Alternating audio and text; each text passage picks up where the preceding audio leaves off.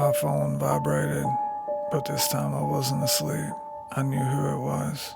I opened the phone with my right hand and looked at the message. I changed and then gathered my things. Holy oil, my Bible, and a book of prayers. I left room 101 and made my way to the second floor. I quickly approached room 206 and opened the door, but I was confused. She was sound asleep, so was her friend. I got chills entering the room. It was quiet, too quiet. I slowly approached the left side of the bed and said her name. She wouldn't wake up. I repeated myself multiple times, and finally, having to shake her a little bit, she opens her eyes. She woke up from a deep sleep, and she was really confused by what I was saying. I told her what she just texted me, even more confused. She got up, grabbed her phone, and looked at it.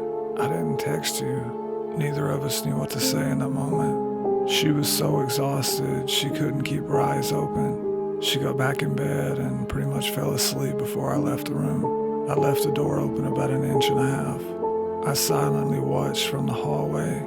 She never moved, though confused. I knew the demon was playing the game. I made my way back to room 101, unsure of what would happen next, but as if the spirit was watching me.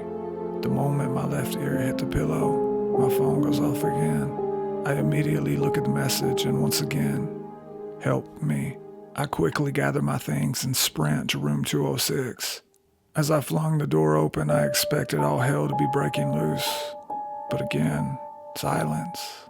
She was out cold, in the same exact position I just left her in. Her friend also still asleep. Clueless. This time, I don't wake her up to look at her phone. I do it myself. I grabbed her phone, opened it.